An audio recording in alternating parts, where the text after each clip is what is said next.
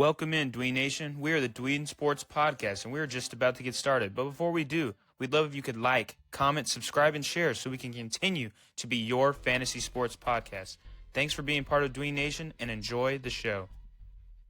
Welcome in, Dween Nation. This is your host, Justin Pies, alongside Genoa Agudelo. And yes, the NFL is back, ladies and gentlemen. And with that comes our final predictions as to who's winning the division, who's dead last in the division, who makes the playoffs, who wins throughout the playoffs, and of course, our final Super Bowl picks, our official last before the season starts. This is kind of what we will be riding with all year to see when we get to, San Francisco this year, and we'll see who makes it to Levi Stadium and who will win the whole thing this year. Super excited to do this with you, my brother. It's obviously the most exciting to kind of just predict everything out. And see if we're right, because last year, I got to give you all the credit in the world. You predict the Super Bowl on the dot, on the nose. Eagles, Chiefs, and Eagles win. So all the credit to you. How do you feel about that, and how do you feel about this season? Yo, Dween Nation. Justin, I feel great. Justin, first off, I'm just feeling amazing. Literally tomorrow is kickoff. Dallas at Philadelphia. I cannot wait, Justin. I can just smell the football that I'm going to be watching all week and weekend. I can just smell the chicken wings I'm about to order on Sunday. I can I had the pillow pluffed up ready on that sofa. I got the remote Roku. I got the YouTube TV. I got the iPad ready to go right now. I'm so ready for Sunday. I mean, you don't even understand, guys, how much I'm ready for this. To your question, Justin, I'm feeling really good about my predictions. And I'm so excited to discuss the season, which I'm going to enjoy very slowly. I know last year was a little bit of a rush, you know what I'm saying? We got to do it, but this season, I'm going to take it a little bit slow, Justin. Enjoy every weekend I can, every game. We're in 4 leagues together. I think you might be in 5. So, you know what, Justin, I'm gonna enjoy it, and I'm excited for this year. Yeah, I'm in 8 leagues this year, which, that feels like a lot. It is. It's hard to kind of get some teams together sometimes, but it's still a lot of fun at the end of the day, because obviously every league you're doing it with friends or family. And maybe in some leagues money's on the line, so there's a lot of investment on both of our ends into our leagues, and just the excitement of just picking winners. Obviously, this is not super fantasy related, but also if we have teams that are in last place or teams that are in first place, we're obviously expecting good things or bad things for those said teams, which we'll get into it right now when we start with the NFC East. That includes the Super Bowl champs of the 2024-2025 season. And if we look at it, our lineups are pretty similar. We start with the Eagles winning the division, which honestly is almost, it's crazy to say, it's almost a hot take, because the NFC West has had a different division winner the last 20 seasons. But looking at how this division is going to play out, where each team is kind of currently at, I couldn't move off Philadelphia. They lost, Kellen Moore. They lost a couple defensive pieces. But I just don't see any of these other teams really making that jump to hop them. I actually think the Commanders take a step back as a team and don't make the playoffs because, yes, Jaden Daniels is great, but Terry McLaurin missed a lot of training camp. Cliff Kingsbury was obviously, when he was back in Arizona, he became a phenomenon. The offensive scheme was phenomenal. And then he kind of got figured out. And by the end of his second season, there wasn't as much hype and excitement around Kingsbury. And I'm not, I'm kind of saying that might happen here in Washington. And then with Cowboys and the Giants, I think both teams will still be solid at the end of the day. I think the Giants will go over their win total. I think the Cowboys will be right around eight wins. But with how bad the defense is in Dallas and with how much I don't rely on the offense and on the Giants, that's where I have them. How about you? How are you feeling about these four teams? Yeah, Justin, for me, obviously Kellen Moore leaving Philadelphia does, it does suck a little. But this is still a Lamborghini of an offense, Justin. Not to mention they went to the Super Bowl with Shane Steichen as their offensive coordinator. So, yes, they went to another one with Kellen Moore and won it. But still, Justin, I mean, Shane Steichen was there, and it proved that, they were able to be a great team.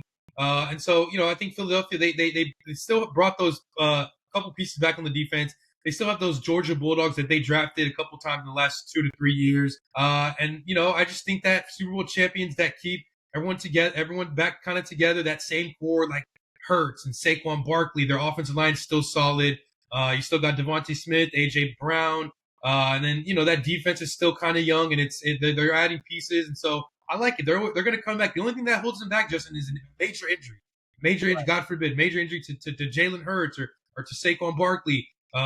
That's really the only reason why I see a fall off. But other than that, Justin, they're number one. Number two, I was really hesitant to put Washington in it. I mean, I think Washington still might make the playoffs. I don't, in my opinion, there's so many other teams that are better, and we'll get to that in a second in the division that I really want to talk about. And I'll let you know when it is, Justin. But Commanders, they could be okay. They could be solid, but you're right. You got right about Cliff Kingsbury there. Maybe Terry McLaurin's holdout. I know he's back. Could affect them. I know he could be good. And then to the Giants, I mean, they're to me a dark horse to get that second spot in that division. I really like what they're doing. I think they're on the upcome. I think that Brian Daboll knows this could be his potential last year if it's a bad season. If it's a good year, then he's in. If you win, he's in. He's continuing to be the coach. And then the quarterback depth chart is really promising. I do like Russell Wilson as the starter. I think Jackson Dart is now the second quarterback on the depth chart. That's right. And then Jameis Winston is the third, Justin. So I'm loving it from Malik Neighbors. I think they can get that offense together. They got Tracy, Scatterbo, Johnson there, the tight end. I think they still have Slayton. So I think they have a little nice offense they can put together there. And then fourth is Dallas. I just think that this trade with Micah sending Market to Green Bay, I think it's a good move for the future, not for this season. I think that, they get 2 first-round picks and they can build on it. But it kind of reminds me a little bit of when the then Oakland Raiders or Vegas Raiders, they traded away Khalil Mack, Justin. I remember I don't know if you remember that. They traded Khalil Mack to Chicago a week before the season started. And it kind of was like the shot to their heart of that team, right? That Raiders team that had previously, made the playoffs with Derek Carr and Connor Cook. I don't know if you remember that. But then Chicago ended up with Matt Nagy that you're making in the playoffs. I know they had that double doink issue against the Eagles. But, still, I think that the Cowboys kind of have a similar thing. It reminds me just of that Khalil Mack trade in 2018. So I just feel like, I just think that the Cowboys are shot in the heart right now. I think this offense is going to carry. This defense is led by Matt Eberflus. I just don't know if he's really that good anymore. I just think he's kind of washed and shot dead in the water. I just don't think he's that coach. So that's why I have him at 4. All right. I think you make some seriously good points here, especially with the Giants as being kind of a sleeper team, not a playoff team, but a team that can be kind of dangerous, especially with that pass rush. And then Dallas, you're right. That I see the parallels. I actually do remember that 2018 season with the Raiders, or was it 2017, with Connor Cook in the playoff game against the Texans. I was actually at that game. It was a wild card game, which we did come out victorious, which is good news. But anyways, we'll move on to the next division. We both have the Eagles making the playoffs from here. We'll jump to the next one, and it is the NFC North. Obviously, 4 really solid teams. I'll throw it to you because you have not 1, not 2, not 3, but all 4 teams making the playoffs in 2025.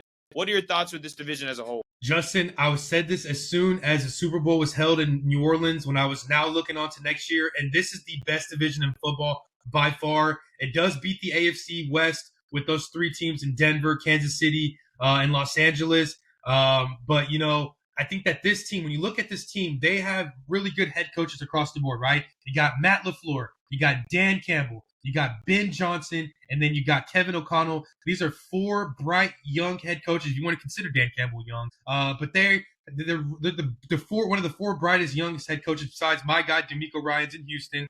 I mean, these are some 4 bright young head coaches. One is a rookie with Ben Johnson. You got Kevin O'Connell, who's won a playoff game. You got Dan Campbell, who made the NFC Championship a few years ago. LaFleur and the Packers made multiple NFC Championship appearances, or just maybe one with Rodgers there. So these teams have been knocking on the door for a while. And then last thing, the quarterbacks. You got Jordan Love, who I think is great. Jared Goff, who's been in the game, has been to the Super Bowl. Caleb Williams, who I think and I love. I got him in fantasy in a league, and I'm starting him. I think it takes a step forward. He has a good year, a great passing year. He could get 4,000 passing yards. And then you got J.J. McCarthy, who, it's unproven. He didn't play last year because of his ACL tear. But I think this offense is so set.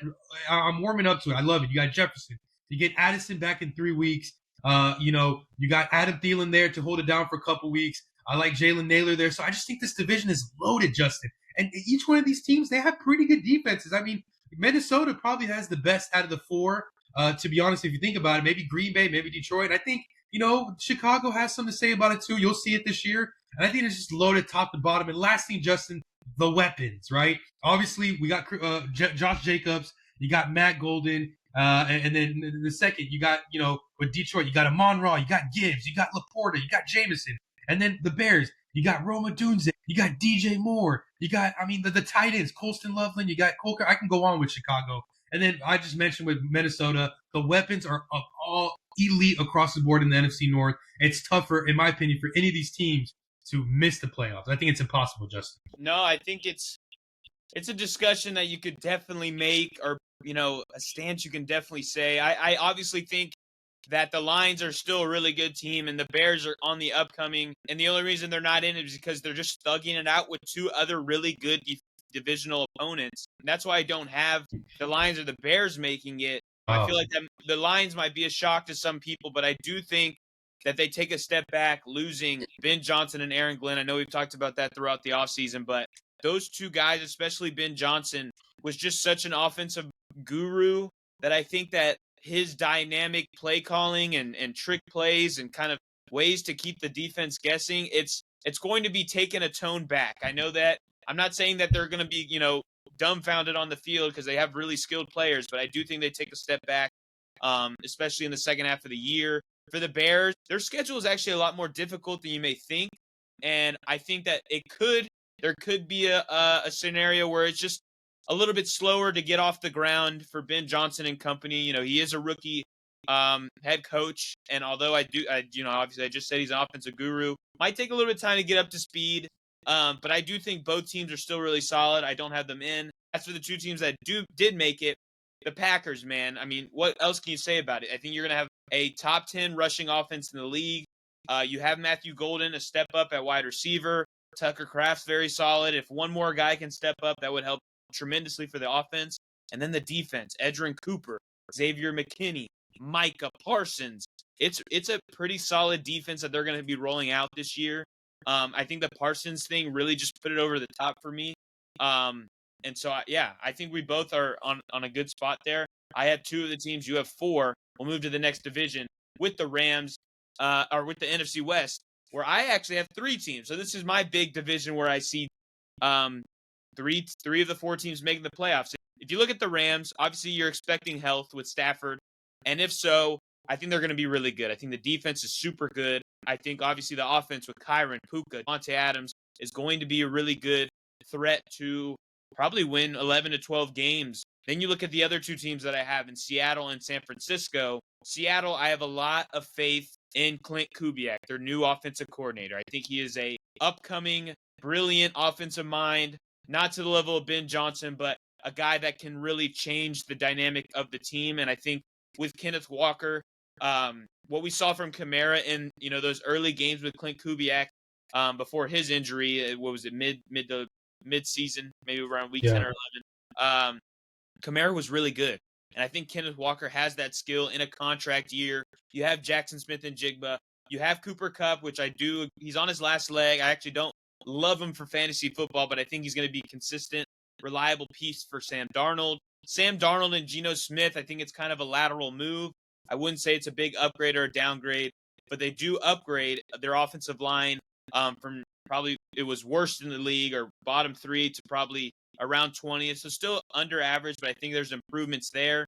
And then I think Torrey Horton and Elijah Arroyo are two rookies that are absolutely going under the radar that I think are going to break out, especially Horton. I'm a big fan of. And then you look at the Niners. I know I've been chatting a lot, but the Niners, if it's healthy, if McCaffrey's healthy, they're a playoff team. And you have to just and that's what I'm going to roll with. McCaffrey had he had a totally wash of a season last year, but there was no tread on those tires. And that's really what he needed because of that tendonitis, means overusage of his Achilles, of his ankles, of all that. He had a whole year where he just didn't have to go so hard every week. And I think this year you have Ricky Pearsall is going to take a step forward. You have reliable George Kittle. I think Jawan Jennings will, after a few weeks, get into a good groove. And then obviously Ayuk will probably come back in week 8 or 9. And Robert Saleh is back for the San Francisco defense. So that's why I have the Niners there. For the Cardinals, I actually think they've improved. I think they're around a 7-8 win team. It's just Kyler. I think you need a quarterback to help you, somebody to be reliable enough to help you take that next step. I don't think they have it, but I'm curious to see. Obviously, we know the Rams. We know how good they can be, But what about these other three teams that you have in the division? Yeah, Justin, with Seattle, I love their offense. I'm very excited to see what they do with Clint Kubiak there. I'm excited to see how that running game opens up. Excited to see, JSN as the number one guy. Remember, DK Metcalf and Tyler Lockett are now on different teams. So Jason is the clear-cut guy. Obviously, Cooper Kupp is there. And you know what? I'm just excited to see what Sam Darnold's going to do, right? He learned a lot from Kevin O'Connell. It's kind of like what Baker Mayfield learned from Sean McVay for like 4 or 5 games, and then he goes to Tampa and has a great year. And so that's kind of like how I'm feeling for Sam Darnold, right? He learned from Kevin O'Connell, who's another exceptional young head coach. Now he goes to Seattle with another young head coach and Mike McDonald, and Clint Kubiak is their offensive coordinator. And I feel like they can open up a pretty sick play action pass there with that run game. Clint Kubiak, son of Gary Kubiak, that's kind of what they did. It's from the Shanahan tree, right? It's the run formation. You get the extra tight end, maybe throwing a little fullback. And they've been able to produce some great running schemes with Shanahan, the son, the father, Clint Kubiak, Gary Kubiak. I mean, with Arian Foster, I know when he was in Houston, some great running schemes that they had. And I'm just excited to see that. With Arizona, Justin, I'm very excited to see what this defense can do going forward, right? Because Jonathan Gannon, former defensive coordinator, he looks like he's catching his stride. They were 8-9 last year. I do think they win one more game this year. But then it comes down to Kyler Murray, right? Like, he's been in the league now for what? This is his, 5th or 6th season? I think it's seventh season? year. It could be his 7th year, Justin. It's like he was fantastic at Oklahoma. He's a former Aggie. And I just feel like, Kyler Murray, it's time for him to show, like, he's been to the playoffs only once and he lost that game. But it's like it's time for him to take that step forward. And I'm so excited to see it. Marvin Harrison, like, does that muscle gain? Does that help it out, right? James Conner, can he play the full season? Trey Benson, can they be an elite rushing attack there? Trey McBride is a top tight end now. Can he go even further with it, right? So that's what I'm excited to see. Obviously looking at this Arizona defense, it's not bad. You get Josh Sweat. You got Calais Campbell, the veteran of veterans. Darius Robinson, Akeem Davis, Gaither, I'm saying that right. Matt Wilson. Yeah, Zaven Collins is there as well. Buda Baker, who's a top safety in the league. So can they take the step forward? And then lastly, San Francisco. I'm sorry, I'm just going to be honest with you, Justin. I'm just not seeing it with them, Justin. I'm trying to buy in what's to San Francisco, but like, to be honest, I've been right about them the past 2 years, right? The year that they went to the Super Bowl, I was very excited about it because I was like the first full year with Christian McCaffrey. And then last year, I knew they were going to have somewhat of a Super Bowl hangover. And then this year, I just get a little nauseous thinking about him, Justin. I mean, I like Pearsall this year. I think McCaffrey, I don't know. Like, I just, in my mind, I'm just having trouble, like, processing that McCaffrey will play a full season. Like, he wasn't really all that, like, he had one season in Carolina where he played a full year. But other than that, he just had years where he was just up and down. And it's just Shanahan's going to Shanahan. And Purdy, is he really a franchise quarterback? It's just, Justin, I'm just concerned. No, I think those are valid concerns to have. I mean, the 49ers, it actually seems that the 49ers and the Rams, I think, are really solid teams that have been dealt with injuries throughout. And I just hope that both of them kind of keep it together because things could fall apart really quickly if the Niners were to lose McCaffrey or if the Rams were to lose a Stafford. But yeah, that is the NFC West. We'll move to the NFC South, which to me, it is a 2-team race. I think the Panthers are going to be improved, but I still think they're a couple of games out as they're building that defense, as Bryce Young and T-Mac build a relationship this year. But I think it's literally going to come down to the end with the Falcons and the Tampa Bay Buccaneers. Obviously, the Buccaneers have won it, I think, the last 4 or 5 years. So obviously, they've been on top of the game.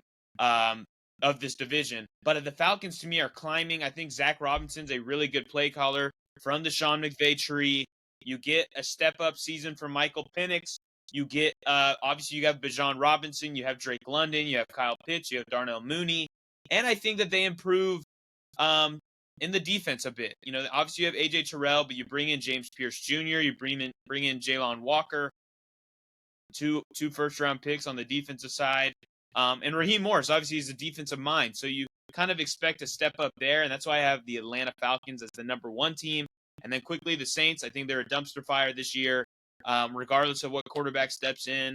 I hope they win 2 games, but that's kind of the state of the division for me. Yeah, Justin, honestly, I'm not going to talk too much about this division. Obviously, Atlanta, pretty talented. New Orleans, a dumpster fire. The 2 teams in the middle for me, I had trouble, actually, believe it or not. It's a little tough for these 3 teams to kind of rank them. But the team I want to talk about the most here is Carolina. I have this feeling that in year 3, I know, Justin, time is going by fast. Bryce Young is now in year 3.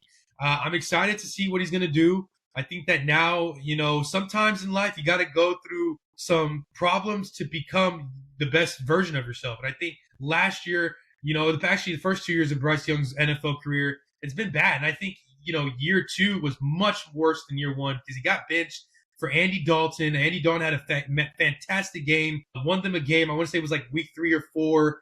And then Bryce Young was kind of left in the dust. And it was sad because I like Bryce Young. I think he's a great guy. And you would see him on the sideline just, holding the clipboard and just, knowing that he is going to get a shot.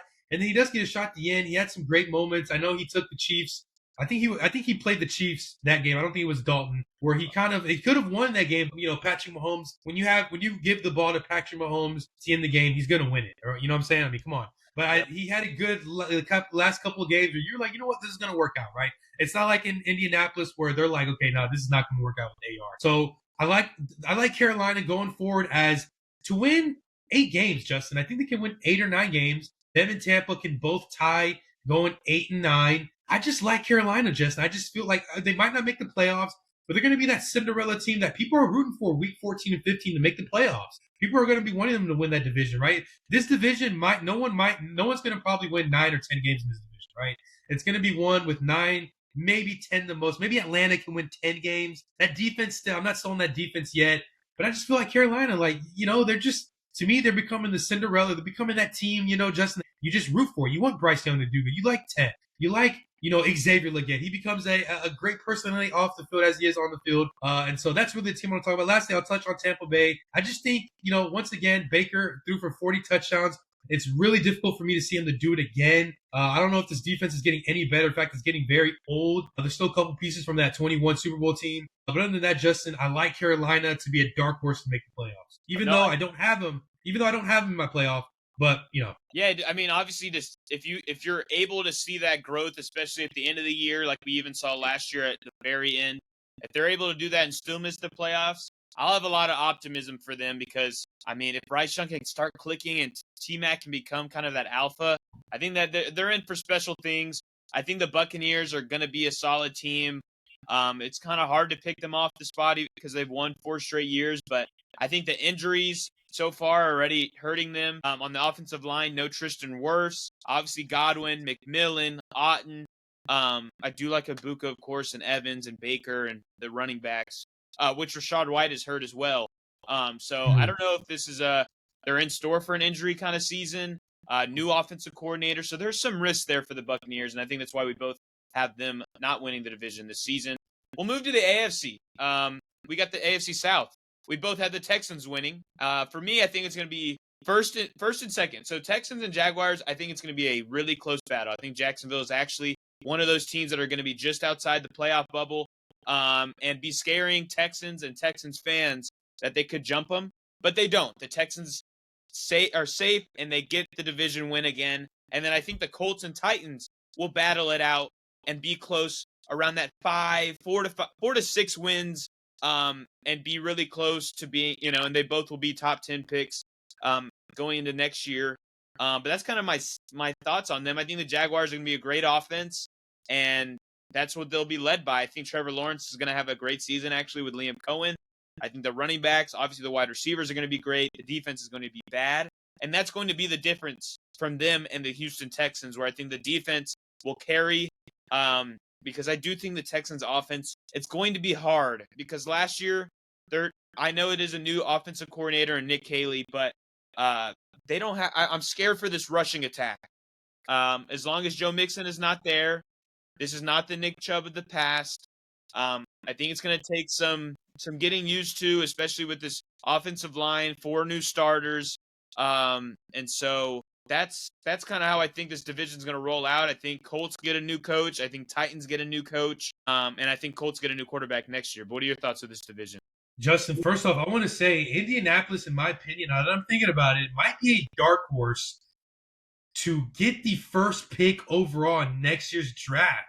I mean, think about it. The way that this Colts franchise is going, I mean, now that I think about it, this was once upon a time a team that fired their head coach midseason and called up an ESPN broadcaster. I know he's a Colts legend, Jeff Saturday, to become their head coach. I'm thinking about that right now. I'm like, wait, I didn't just make that up in my head. That actually happened.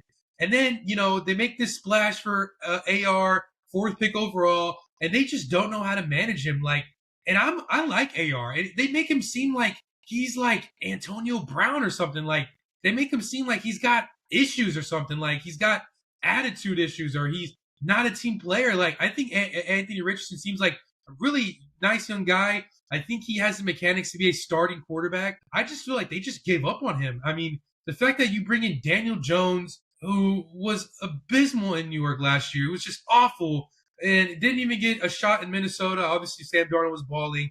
They bring him in. It's like, okay, you're the starter over the guy we picked fourth pick overall just 2 years ago. It's like, even Carolina knew, like, okay, yeah, we're with Andy Dalton, but we're going to go back to, Bryce Young eventually. AR or Carolina knew that in the back of their head, right, Justin? It's like, I don't know. I just think that the way this franchise is going, rest in peace to Jim Irsay. He was a great owner. But now that he's no longer there, I just don't know what's Indianapolis is headed to, Justin. And then Tennessee, you mentioned they could be really bad. Jacksonville, they could be good offensively. I'm not really seeing where their offense is headed to, Justin.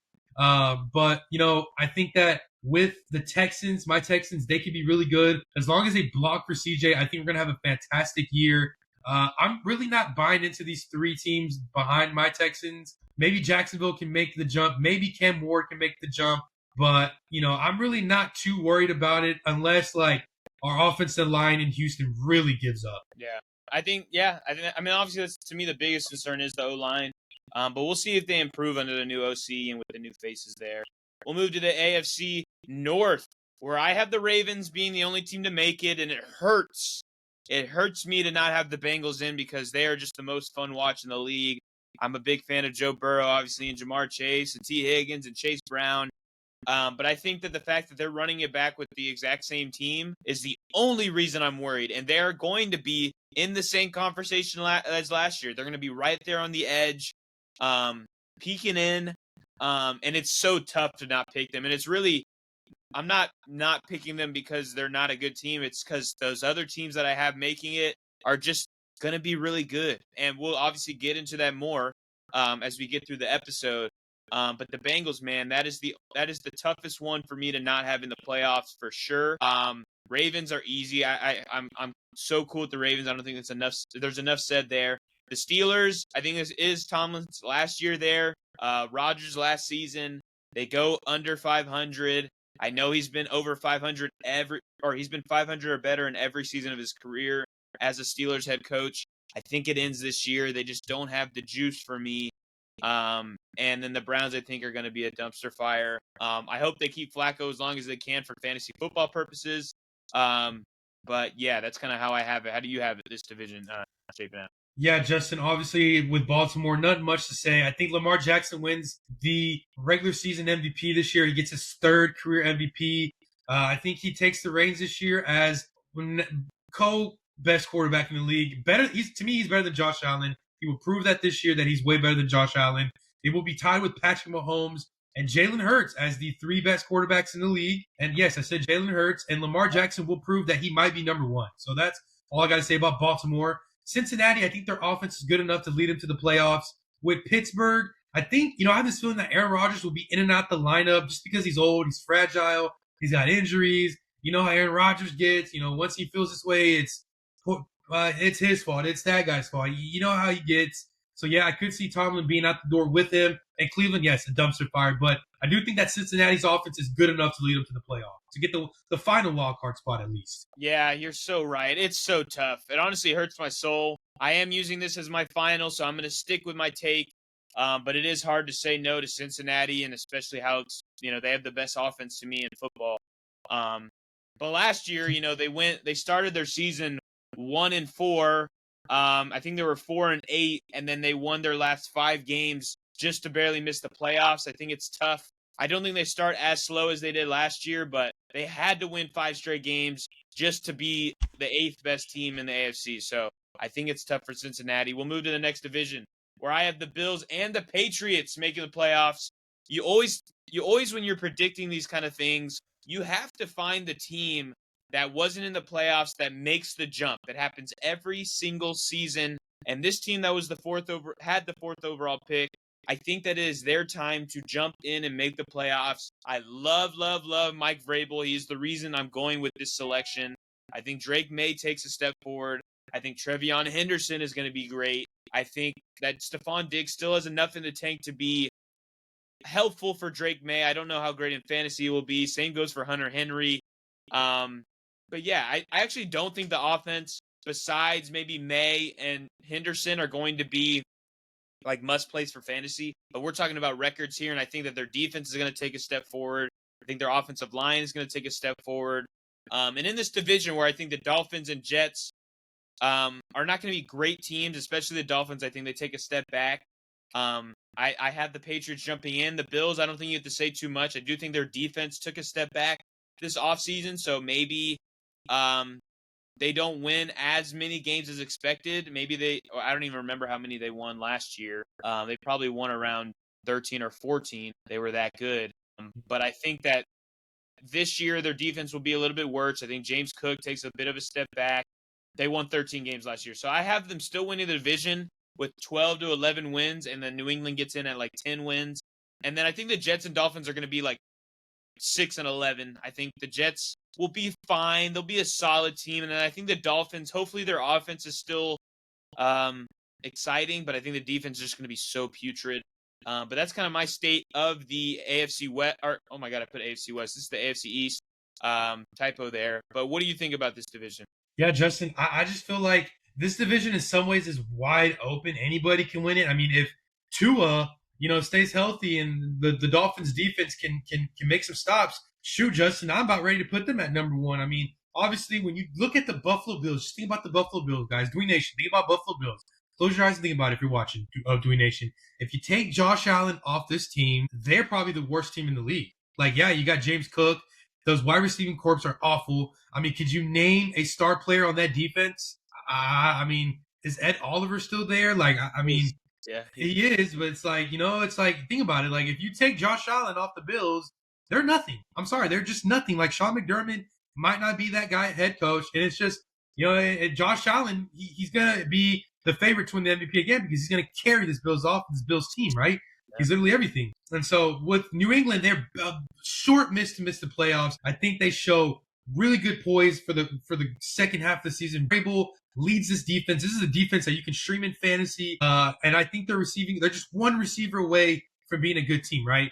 They got the running backs there with Henderson and Ramondre Stevenson.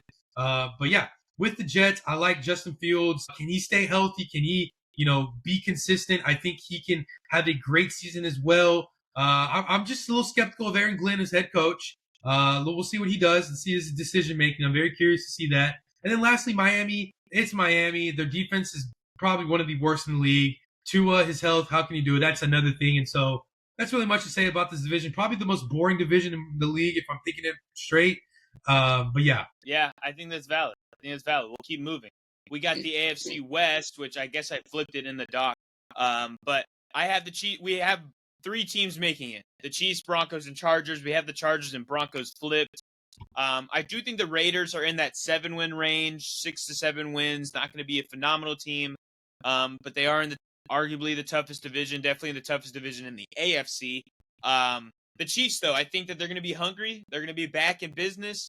They'll have Rashee Rice and Xavier Worthy and Kelsey from week 7 on, obviously barring injury. Isaiah Pacheco will be healthy. They did win a ton of close games last year, 1-score games. But I just trust that that's not a fluke because you have Mahomes, you have Andy Reid. I trust them in late game situations. Then you have the Broncos and Chargers. And honestly, the reason that it is not the Chargers at 2 is because the loss of Rashawn Slater on that offensive line. I think that's important. I do think that that's nitpicking because I do think both teams are going to be in that 11-win range and be the 5th and 6th seed or 7th. Like they're in the playoffs. They're all around the same record. I like both of them to a similar extent, but I'll give the Broncos a nod. Having a great offensive line, adding running backs, adding Evan Ingram. Bo Nix getting a lot of good reviews in camp. But it's pretty close there. And that's kind of what I think about this division. Yeah, Justin, you make a great point with I completely forgot the Chargers lost Rashawn Slater. Man, that is a key loss there on the tackle side. I know they have Joe Alt on the other end, but still, I mean, you need both those ends being blocked for your franchise quarterback and Justin Herbert. For me, Justin, I have an interesting take here. I think you take Las Vegas out of this. This is going to be a triangle effect there, where I think the Chargers sweep the Broncos, but the Broncos give the Chiefs hell and damage, but the Chiefs beat the mess out of the Chargers, right? So it's like, let me put it to so Chargers pretty much sweep the Broncos, but the Broncos give the Chiefs the most trouble out of this year. Remember Sean Payton against Andy Reid. Sean Payton, remember they missed a field goal last year. They could have beat the Chiefs. Yeah. And then, but the Chiefs give the Chargers all the smoke, which is why obviously I like Kansas City winning week 1, because I think that they get the best out of the Chargers. They beat the Chargers. The Chargers are looking at Kansas City like, man, we can't beat that team. But then the Chargers sweep the Broncos, and the Broncos looking like, man, we can't beat that team. But then the Broncos are kind of giving the Chiefs heat, where the Chiefs are like, man, we're 2-time champions in the last 3 years, but this Denver team, man, they're giving us some really trouble, man. I think we're kind of scared of this. We're kind of intimidated. So it's a triangle effect that we see this season, Justin. It's very interesting. It's very intriguing because you get 2 quarterbacks from Oregon against Patrick Mahomes, and it's very interesting. Like, I mean, you got to think about it that way. Like, these quarterbacks, these are some supreme quarterbacks here. That Herbert is going to be hitting his prime. Mahomes is ready in his prime. I think Bo Nix a few more years until he catches his prime. He's still got some ways, but he's still getting there. He's still there. And it's very interesting. This is one of the things I'm very intrigued about, Justin. And then lastly, the reason why I have Chargers at second, I know obviously I just feel like they can steal games there. I think Harbaugh in year 2, when you see what historically Harbaugh's been able to do, what he did with San Francisco and Stanford, and then as well as Michigan, those second, third, fourth years, he becomes a powerhouse, and I'm excited to see what LA does. Denver, I think that they're just a receiver away. I know they have Cortland Sutton, Evan Ingram. They're just another electric receiver away. Maybe RJ Harvey can take off there from them being a top contending team, but I still think they make the playoffs. Yeah, I mean, and maybe Pat Bryant's that guy for them. They drafted him in the 3rd round. That's possible. But I completely agree with what you're saying there. I think, gosh, it's so close. I think you're right. The Chiefs even fall into that conversation of being close to the Broncos and Chargers. Like, it could be 12 wins for the Chiefs and then 11-11 for both of these 2 other teams. But yeah, I think that's interesting there. We'll keep moving. And we finally get to our playoff bracket. This is the NFC side of things. With all the discussions we had, I'll let you start us off, kind of flow through how you get to your final NFC team. Okay, so we start off first round. Packers defeat the Vikings there. That's a divisional rivalry. I think the Bears steal one in Matthew Stafford's final game. I think that the Bears go to Los Angeles. Ben Johnson is fired up. He was able to face this defense a few years ago in the wild card round. Not to mention, I think Ben Johnson started off home last year against the Rams, so a little bit of history there facing this Rams defense. So I think Caleb Williams is on fire from the whole season. I think he could be a candidate for Offensive Player of the Year. I think that they defeat the Rams, and then it's the Lions and Falcons. I think that Penix shows a little bit of inexperience in the playoffs. Dan Campbell on the road steals one in Atlanta. So then that leaves Green Bay, I want to say, facing the Bears. Or no, Philly will face the Bears. They beat the Bears at home. I think Caleb Williams struggles in the divisional round in Philadelphia. Green Bay defeats the Lions. Now, it's very interesting, Justin, because we have Detroit winning week 1, but we have the Green Bay Packers with the 2nd seed. It's very interesting. This is why we love football, because I think the Lions could sweep. Right, they win week 1, and they play them again. I think it's Thanksgiving. I think they beat the Green Bay Packers twice, and those are 2 of maybe 3 or 4 Green Bay losses where Green Bay is hot all year, but they just can't beat Detroit, Justin. They can't beat them, but they get to the playoffs. Lambeau Field, Jared Goff shows he just has a bad game, Justin. Micah Parsons, this defense, all over them. They go to the NFC Championship. So it's Philly and Green Bay and Justin. I just think that Philly has a bad Sunday. They have a bad Sunday. The reigning champs, they're the number 1 seed. It's just one of those number 1 seeds that just falls short at home in the NFC title game. It just happens. Jordan Love, Golden, they're just electric. Christian Watson's back. Jaden Reed is on fire. He's on a streak. I want to say he's on his 3rd straight 100-yard game in the playoffs. Romeo Dobbs, He's got 6 touchdowns up until that point in the season. I mean, he is going off. Tucker Kraft. I mean, this offense is clicking on all cylinders. Josh Jacobs, 100 yards, 2 straight playoff games at that point. They are headed to the Super Bowl. Wow. So you got Green Bay knocking off the Super Bowl champs. I kind of like, obviously when you look at your playoff bracket, I always also try, I'm not trying to force anything because this is how my record's kind of folded, but I like looking at the storylines of things. If you look at my side of the things, Packers play the Niners, and the Niners, we'll go into that week being like, well, the Niners own the Packers, especially in the playoffs. I mean, last time Jordan Love went up against them, it was somewhat of a struggle, especially at the end of the game, and they lost to the Niners. I think the Packers get the upper hand there. Then you got the Rams playing a divisional rival in the Seahawks. I'll take the experience of the Rams to win that game. Then you have the Falcons and Vikings, which Kirk Cousins will be on the sideline, but that's a revenge game there. He'll be sitting there watching his former team play his current team. Jefferson versus Drake London, I think is going to be a great game, but I think the Vikings will pull it off. Obviously, you have 2 quarterbacks from the 2024 class going head-to-head. Then you go Vikings and Eagles, where the Vikings have, was it last year? No, it was 2 years ago. 2 years ago. When they came back. No, they made the play. They came back against the Giants. That was 23 playoffs. Yes. Okay. Well, the Vikings, I think it's just going to be tough for McCarthy in Lincoln Financial Field in January, and the Eagles get the job done there. This next game is the toughest one for me because you have the Packers and you have the Rams, and gosh, it's going to be at Lambeau Field, but it feels like deja vu because the Rams had to go play against the Eagles, and it was snowing, and I wouldn't be surprised if we saw snow in this game, in Lambeau Field in Wisconsin. So the Rams are going to get deja vu, and will they be ready for the test? I'm going to go with no, and I'm going to go with the Packers to make the NFC Championship with the Eagles, so we have the same NFC Championship.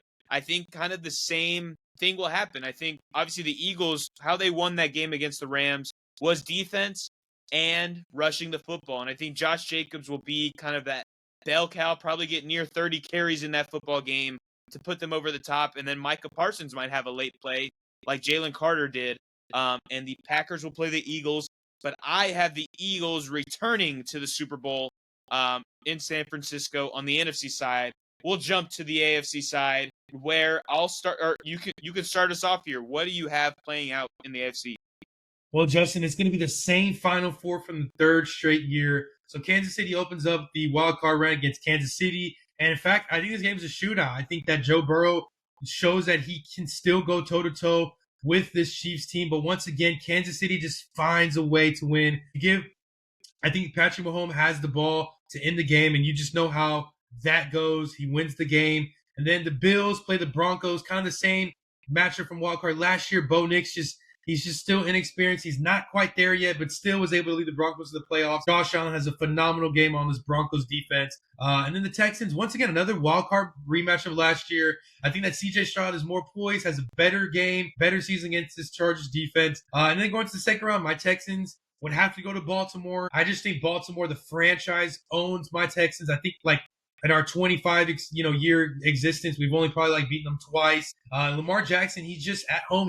He's just phenomenal. Derrick Henry, phenomenal. Kills us. I just think that we lose by 10 or 13. And then the Chiefs and Bills, Justin, I'm a little I think that Josh Allen eventually gets one on Mahomes, but I just think that when you look at these two offenses, I think that you'll get Rashee Rice, then you'll get Worthy. You'll have Hollywood Brown, hopefully he's healthy. Travis Kelce could be his final game at that point. Defense is rocking. So give me the Chiefs to steal one. Josh Allen again. I think he'll be 0-5 at that point in the playoffs to Patrick Mahomes and his Chiefs. And then it'll be an AFC Championship rematch of 2 years ago, Justin.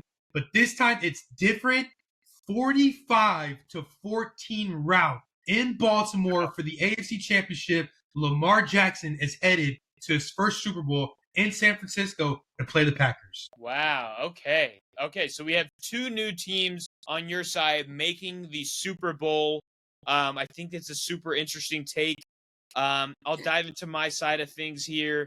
I'm looking at Ravens Chargers, where we'll have a battle of Harbaughs. in the first round of the playoffs.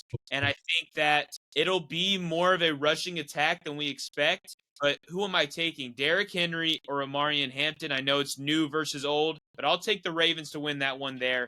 Then we have the Chiefs playing the Patriots, and people are going to get deja vu, or they're going to think back to the last time we had Chiefs and Patriots, but that was with Tom Brady in the playoffs. So I think that the Patriots will put a scare in the Chiefs. So the Chiefs will pull it out there. And then we have the Texans and Broncos, who they play in the same exact scenario during the regular season in Houston. Houston's been able to win their last 2 home playoff games, and they won it by defense. But I think that in those games you had it was a bad game from Justin Herbert, and then you had Joe Flacco in a game. I think that Bo Nix and Sean Payton are going to be able to put it together a good offensive scheme, and their defense is obviously one of the best in the league. So I'm going to take the Broncos. The only kind of upset, I guess, based on home versus away team. So I'll go Denver there. And then Denver has to play the Bills, which was a matchup from last year, and it was a rout from the Bills. It won't be a rout this time, but the Bills will hold on and get the victory there. Then we have the Ravens and the Chiefs, and it is in Baltimore. And I want to pick against Kansas City, but I cannot do that. And I'm going to go with the Chiefs. And now we have Chiefs, Bills to go to the Super Bowl. And I'm going to do what a lot of people probably won't enjoy me saying, but I have a rematch in store for the 2026 Super Bowl for the 2025-2026 season. But I have the Eagles and the Chiefs facing off against each other, where I do have the Chiefs turning the tides and go from losing to the Eagles in 2025 in the 2025 Super Bowl to winning in 2026. You know, Patrick Mahomes, like, fool me once, shame on me. Fool me once, shame on you. He will not get fooled twice. And I have Kansas City coming back to glory with the likes of, Xavier Worthy, Rashee Rice. In his final game, Travis Kelce will win his fourth Super Bowl. And Patrick Mahomes wins Super Bowl MVP. But yeah, obviously the fans see who you have winning. But please describe how this game's gonna play out for you. Justin, this is going to be a pretty good back and forth game, except in the third quarter. I think that Baltimore shows their dominance early on. They have a pretty good first half. I think the halftime score is 14-3. I don't even think they have announced a halftime performer yet. Hopefully it's Bruno Mars. But, I think that Jordan Love makes it interesting. He comes back and takes the lead in the third quarter, scores 14 unanswered points to go 17-14. Then, Justin, Lamar Jackson says, nuh-uh. I didn't come all the way here to San Francisco for no reason. We are leaving here with something. And you know what? It's a back and forth game up to the fourth quarter. Spoiler alert, Lamar Jackson on a rushing touchdown with 4 minutes left of the game puts the Ravens up 27-22. I know that's a weird score. I'm going to say 27-23. And the Ravens get a big time sack on second down to put it at 2nd and 27. Jordan Love throws an incompletion to make it 3rd and 27. I think they throw a little pass for 5 or 6 yards, and it comes down to 4th down, where it ends up in an incomplete pass. The Ravens, with 2 minutes left, run the clock with big Derrick Henry, and they run off into the sunset. Baltimore Ravens win their 3rd overall Super Bowl title. And if I had to put a stat line for Lamar Jackson, it's very interesting, Justin. I'm going to say he has a really good game. 18 for 23. 247 yards, 1 passing touchdown, but he's got a really good rushing game. 66 yards rushing, 2 rushing touchdowns, which is why they have 27 points. So they got 3 touchdowns, and that's 2 field goals. So that's why they have 27 points. So Lamar Jackson is accounted for. Derrick Henry doesn't get a touchdown this game. He does have, I would say he does have 100 rushing yards this game. But that's about it for Mr. Derrick Henry, Mr. 22. But Lamar Jackson, 3 total touchdowns, 18 for 23, 241 passing yards, 1 passing touchdown to Bateman, and then he gets 2 rushing touchdowns, one of those coming in 4 minutes left of the fourth quarter to put the Ravens up and to seal this deal there. And you'll see Lamar Jackson on the sideline rooting on his defense, and that's how John Harbaugh gets his 2nd. Lamar Jackson not only wins regular season MVP, Justin, but he wins Super Bowl MVP, dominating the playoffs. I mean, does he establish himself as the best quarterback in the league with this? Obviously, Yes. he was getting his third MVP, getting a Super Bowl ring, getting the Super Bowl MVP. I know Mahomes would have won 3, and I'm not saying like longevity of the career, but at this current moment, I mean, Lamar could be the best in the league.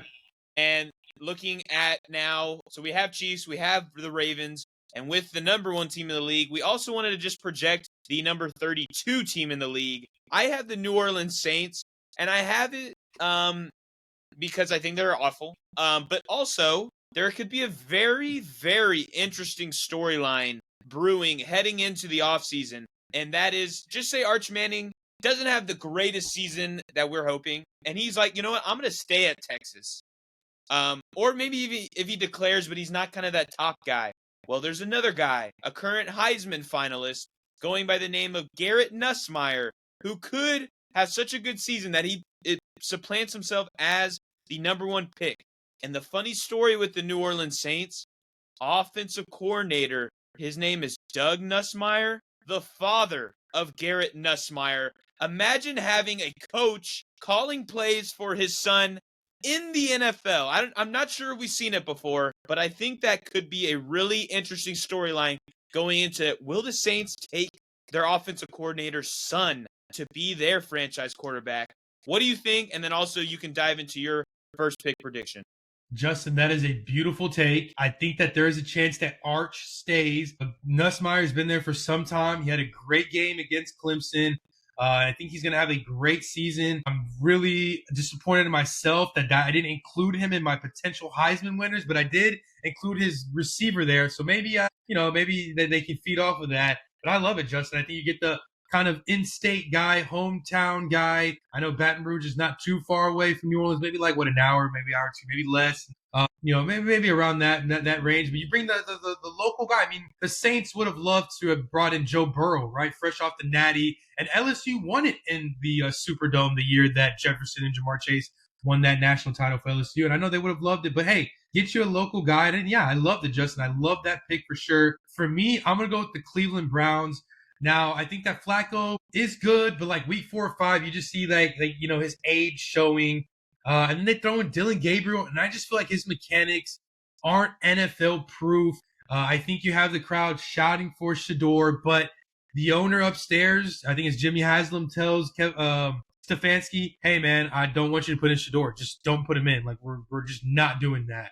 And I feel like we're going to hear a lot of Shador chants. It's just not going to happen. And I feel like they're going to lose like 8 and 9 in a row with Joe Flacco and Dylan Gabriel in and out the lineup. Maybe they go Shador to end the season to kind of like, here, fans, here, you want here? Like, here, just have it.